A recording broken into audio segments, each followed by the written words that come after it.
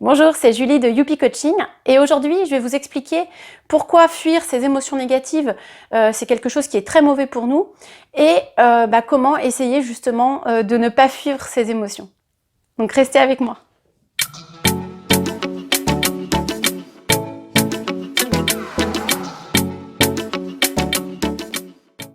Alors, ce qu'il faut d'abord comprendre, c'est que fuir les émotions négatives, c'est un mécanisme naturel du cerveau. Le cerveau va chercher à fuir les émotions désagréables et à chercher les émotions agréables. Donc, c'est quelque chose de tout à fait naturel.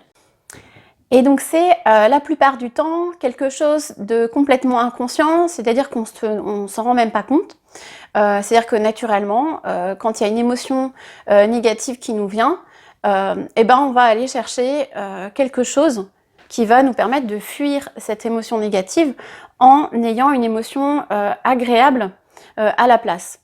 Alors en général, c'est des activités qui nous procurent du coup un plaisir immédiat et qui sont accessibles facilement. Donc ces activités, ça va être manger, ça va être regarder une série sur Netflix, scroller sur son téléphone, sur les réseaux sociaux, etc. Ça peut être fumer, boire, enfin voilà. Donc c'est des mécanismes dont on n'a pas conscience, sauf pour la procrastination. En général, on en a conscience en fait. On a conscience je sais pas, qu'on doit travailler sur un dossier, faire une certaine tâche, mais vu que ça nous procure justement une émotion désagréable, du coup, on va vouloir gagner un petit peu de temps et on va aller sur son téléphone, on va faire autre chose, etc. Et on va repousser le moment, mais pour le coup, on en a conscience. Enfin, normalement, pas toujours. Mais normalement, on a conscience qu'on procrastine. Mais pour toutes les autres situations, on n'en a pas du tout conscience. Et le problème, c'est que c'est ce qu'on appelle aussi, d'ailleurs, ces activités-là, on va les appeler des tampons émotionnels. Enfin, en tout cas, c'est Esther Taillefer, dans ses podcasts que je vous invite à écouter, qui parle de tampons émotionnels.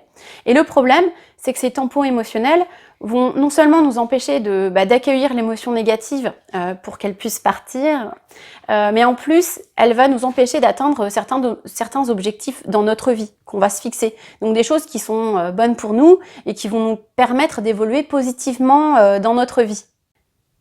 Et très souvent, ce qui se passe, c'est qu'on va prendre l'habitude d'utiliser ces tampons émotionnels dans notre vie de tous les jours. Et puis, on a en plus des tampons émotionnels qu'on va mettre en place à un moment donné et qui vont devenir des habitudes. Voilà.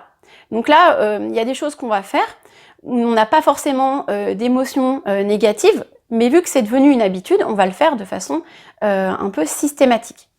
Alors, je vais vous donner un exemple concret qui vous permettra de bien comprendre. Et en même temps, je vais vous partager un petit peu une expérience que j'ai moi-même vécue. Donc moi, un des tampons émotionnels que je pouvais avoir, et puis j'en ai encore, mais un que j'avais et que je n'ai plus, en tout cas aujourd'hui, c'était la télé. Alors peut-être que vous êtes pas mal concernés dans ce cas-là.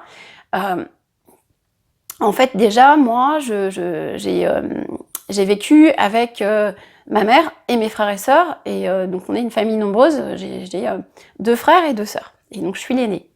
Donc vous imaginez bien que dans la maison, il y avait toujours beaucoup de vie, beaucoup de bruit, etc. Voilà. Et puis, première année de fac, je quitte le domicile familial, et je me retrouve dans mon petit studio, toute seule, silence. Et là, c'est quelque chose auquel je n'étais pas du tout habituée et vraiment sensation un peu angoissante. Et donc là, ce que je ressentais, l'émotion que je ressentais, c'était de la solitude, ce qui était plutôt logique. Et donc du coup, pour fuir cette émotion-là, j'ai allumé ma télé, ou alors ça a été aussi beaucoup la musique aussi, d'allumer ma chaîne IFI, enfin en tout cas qu'il y ait du bruit dans la pièce dans laquelle j'étais. Donc à ce moment-là, c'était plutôt conscient, je me sentais seule, donc du coup j'allumais ma télé pour pas sentir, entre guillemets, ressentir cette émotion de solitude. Sauf qu'après, du coup, c'est devenu une habitude. C'est-à-dire que, en gros, je rentrais chez moi et j'allumais toujours ma télé. Et il y avait toujours ce bruit de fond. D'ailleurs, la plupart du temps, je ne la regardais pas. Hein. Et j'ai pris conscience de ça quelques années après. J'ai une amie qui m'a posé la question et qui m'a dit mais t'as remarqué quand même que fallait toujours que t'allumes soit la télé, soit la musique, voilà. Et en fait, je me suis dit, ben oui, c'est vrai. C'est vrai que j'ai beaucoup de mal entre guillemets, à être dans le silence. Et encore le silence, même pas, parce que à ce moment-là de ma vie, j'étais plus seule en fait. Hein, j'avais toujours du monde autour de moi, etc. Donc là, j'ai pris conscience de ça. Donc quand vous êtes dans cette situation-là, quand vous vous rendez compte hein, d'une habitude qui n'est pas, entre guillemets, bonne pour vous, alors ça peut être aussi manger, hein, grignoter, hein, parce que manger, on mange tous, mais ça peut être grignoter, voilà, dès qu'on n'est pas bien ou on a une émotion négative, on va grignoter, et puis après ça peut devenir une habitude. Après chaque journée de travail un peu difficile, on va rentrer chez soi et on va déjà penser à ce qui va nous faire plaisir. Et en général, ça va pas être forcément des aliments qui sont très sains. Enfin, on a le droit de se faire plaisir aussi. Hein. Là, d'ailleurs, j'en profite. Là, l'idée, c'est pas de ne plus pratiquer ces activités, ces tampons émotionnels. Hein. Enfin, vous avez le droit de de vous faire plaisir en mangeant quelque chose de sucré ou de gras. Voilà. Vous avez le droit de regarder la télé.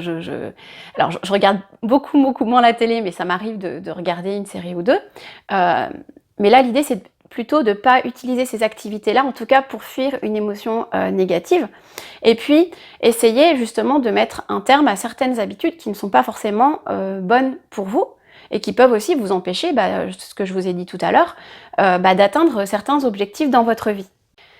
Alors pour agir dessus, ça suppose bien sûr d'en prendre conscience à un moment donné, mais je pense que si vous regardez cette vidéo, vous avez certainement conscience de certains tampons émotionnels que vous avez mis en place à un certain moment de votre vie et qui sont peut-être devenus aujourd'hui des habitudes. Et comme je l'ai dit tout à l'heure, et en plus, on va aussi prendre l'habitude d'au lieu de vivre l'émotion, de mettre en place à chaque fois un tampon émotionnel. Donc je vais reprendre mon exemple de la télé. Alors il ne s'agit pas de résister, hein, je sais pas, de rentrer chez soi et dire non, je vais pas allumer la télé, je vais pas manger ce gâteau qui me fait envie. Donc là non, ce n'est pas ça. Il ne s'agit pas d'utiliser notre volonté. Alors pourquoi? Parce que la volonté c'est quelque chose qui existe en nous en quantité limitée. Peut-être que je ferai une vidéo là-dessus parce que c'est assez intéressant. Mais en tout cas, utiliser la volonté, ça peut fonctionner à court terme, mais pas à long terme. Et ça peut être très épuisant. Alors, on va avoir des gens qui vont réussir à mettre en place, par exemple, des régimes alimentaires très drastiques et qui vont réussir à perdre du poids, etc. Mais le problème, c'est que souvent, ça fonctionne pas sur le long terme. Et puis surtout, ça nous épuise en fait, hein, d'utiliser comme ça notre volonté pour entre guillemets, ne pas utiliser nos tampons émotionnels. Donc moi, l'idée, c'est plutôt d'essayer de faire en sorte de ne plus avoir envie d'utiliser ces tampons émotionnels, en tout cas pour fuir nos émotions négatives. Hein. Donc l'idée, c'est déjà d'essayer de prendre conscience de la pensée de départ. C'est-à-dire qu'à un moment donné, il y a eu une pensée de départ qui nous a fait utiliser ce tampon émotionnel. Je ne sais pas si c'est très français ce que je viens de dire, tant pis.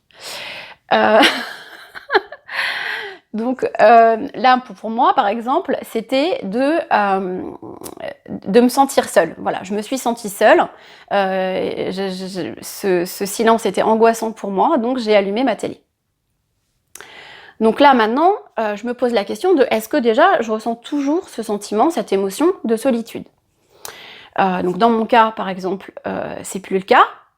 Parce que je me sens plus seule, parce que, alors en plus j'ai des enfants, enfin bon bref, il y a du bruit dans la maison, il y a du monde, donc je ressens plus ce sentiment-là. Donc déjà de prendre conscience de ça et du fait qu'on ne ressent plus cette émotion, ce sentiment, naturellement, ça va être, et on n'aura pas besoin de résister, de faire appel à la volonté, ça sera plus simple de se dire, non, je vais arrêter d'allumer ma télé en fait. Ça n'a pas de sens. Il y a un deuxième cas, c'est vous pouvez très bien continuer à ressentir par exemple ce sentiment de solitude. Par exemple, je reprends mon cas, si je vivais seule, peut-être que j'aurais encore besoin d'allumer ma télé. Alors là, vous pouvez agir du coup sur votre pensée via les schémas de pensée, hein, comme je vous l'avais indiqué dans ma vidéo comment agir sur nos pensées négatives, et du coup modifier sa pensée. Ça veut dire que, je sais pas moi, ok, est-ce que je suis déjà, ça peut être je me sens seule, la pensée, peut-être déjà essayer de trouver une pensée autre que je peux accepter, et du coup de plus ressentir cette émotion-là. Mais surtout, moi je pense, ce qui est vraiment au-delà du schéma de pensée, c'est qu'à ce moment-là, déjà, ne pas essayer de fuir ou de résister à cette émotion. Accueillez l'émotion qui vient. Donc ça veut dire se poser, identifier peut-être les sensations hein, qui vous viennent, le besoin peut-être qu'il y a derrière. En tout cas, accueillez l'émotion et n'y résistez pas. C'est beaucoup plus difficile de résister à l'émotion négative que de l'accueillir. Hein. C'est comme la douleur. Quand on résiste à la douleur, on souffre. Hein, c'est la souffrance. La résistance à la douleur, c'est la souffrance. Donc là, il ne s'agit pas par exemple, sur la douleur, de faire disparaître la douleur. Mais déjà, de l'accepter et de l'accueillir, vous n'allez pas souffrir, vous allez juste ressentir la douleur. Et c'est pas pareil. Vraiment. C'est comme, je vais prendre un autre exemple concret. Vous sautez d'un plongeoir un petit peu haut, vous allez certainement angoisser en amont beaucoup. Votre mental va vous dire fais attention, c'est dangereux, t'es sûr, etc. Et puis plus vous attendez d'ailleurs avant de sauter, plus c'est dur. Et puis une fois que vous avez sauté, vous allez vous dire mais en fait c'était pas grand chose. C'est un petit peu pareil pour les émotions négatives. Alors c'est vrai quand on n'a pas eu l'habitude de le faire au début, c'est quelque chose qui n'est pas naturel et qui peut paraître difficile, mais voilà. Alors bien sûr la méditation peut énormément vous aider là-dessus. Hein, je vous saoule peut-être avec la méditation, mais vraiment, ça peut vraiment vous aider à agir sur vos émotions, à prendre conscience de vos émotions, et ça, c'est vraiment important. Bon, écoutez, j'ai terminé. Je vous remercie, je vous souhaite à tous une super journée, et si vos vidéos vous plaisent, vraiment, n'hésitez pas à vous abonner en cliquant sur le petit bouton juste en bas. Merci à vous.